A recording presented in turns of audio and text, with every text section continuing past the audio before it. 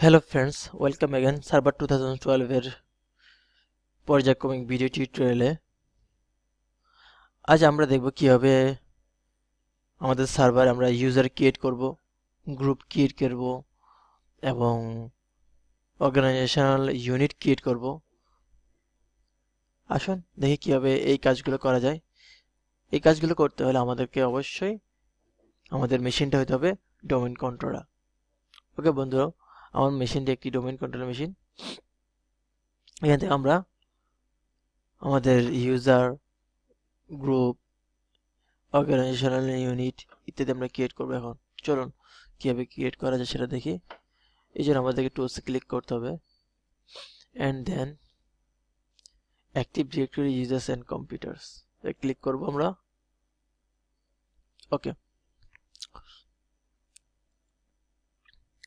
Friends, আমি active directory users and কম্পিউটার্সের উইন্ডোতে এসেছি। এখান থেকে আমরা ইউজার ক্রিয়েট করব, গ্রুপ ক্রিয়েট করবো। বন্ধুরা, এটি হচ্ছে আমার ডোমেইন কন্ট্রোলারের নাম power.com।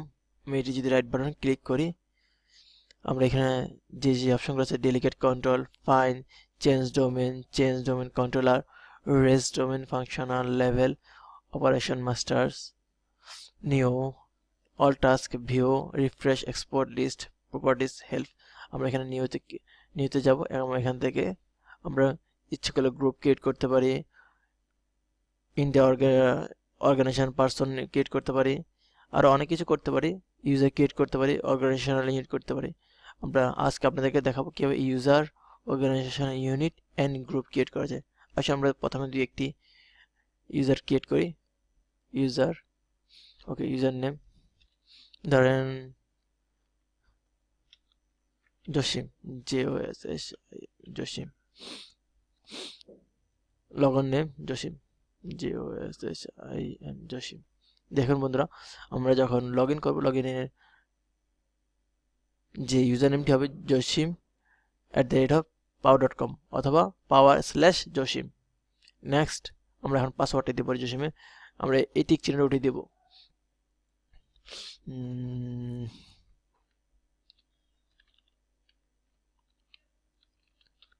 সরি, এগেন আমরা কনফার্ম পাসওয়ার্ড দেব। Next, finish. আমাদের একটি ইউজার ক্রিয়েট হয়ে গেছে। আমরা আরেকটি ইউজার ক্রিয়েট করব। পাওয়ার রাইট বাটন ক্লিক করে নিউ এন্ড দেন ইউজার রাখা,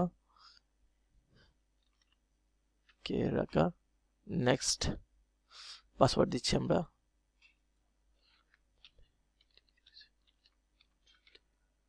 এগেন কনফার্ম পাসওয়ার্ড।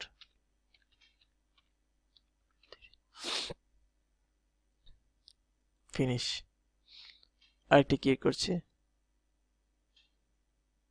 ওকে বন্ধুরা, এই যে ইউজারগুলো হচ্ছে সেটা আমাদের power.com আন্ডারে হচ্ছে। আমরা এখান থেকে ইউজার ক্রিয়েট করতে পারি। আমরা এখান থেকে ইউজার কিছু ক্রিয়েট করি। নিউ ইউজার,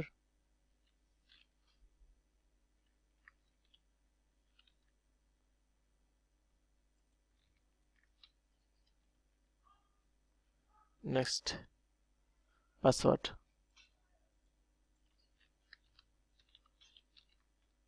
সরি,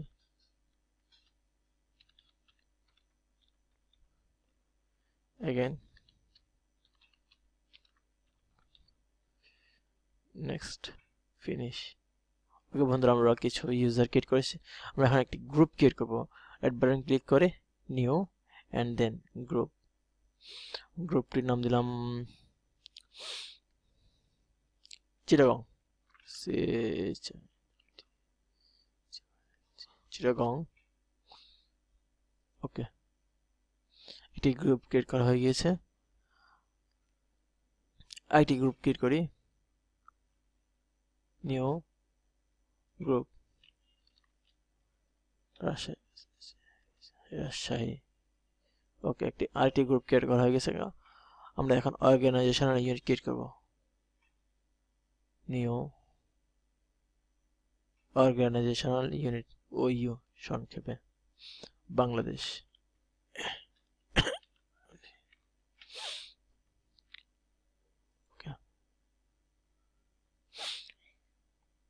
আইটি করি,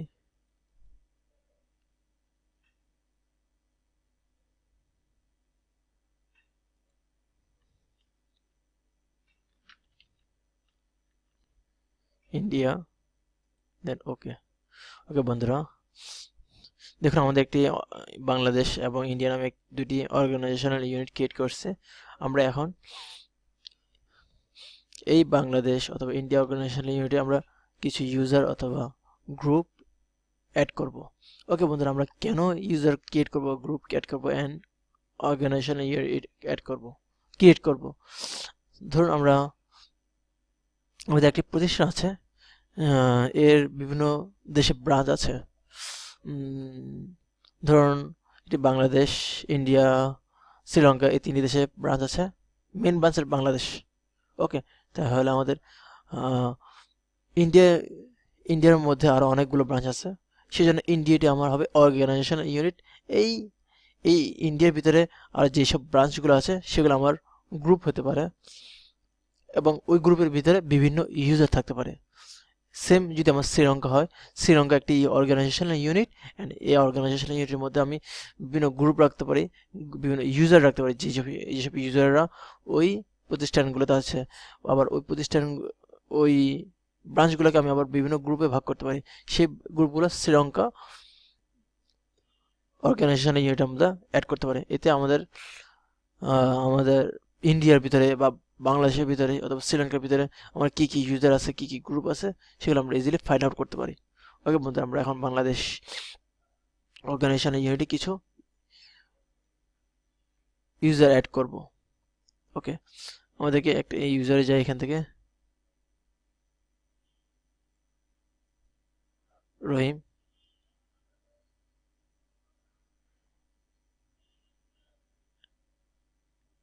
অ্যাড টু এই গ্রুপে আবার অ্যাডভান্স, ফাইন্ড নাও। বিভিন্ন গ্রুপগুলো আমাদের এখানে দেখাচ্ছে, কোন কোন যেসব গ্রুপগুলো আমাদের যেসব গ্রুপে আমরা দিতে চাচ্ছি সেটাকে আমরা সিলেক্ট করব। আমরা চিটাগং একটি গ্রুপ ক্রিয়েট করছিলাম, চিটাগং। ওকে, এটি চিটাগং গ্রুপে আন্ডারে হয়ে গেছে। অ্যাগেন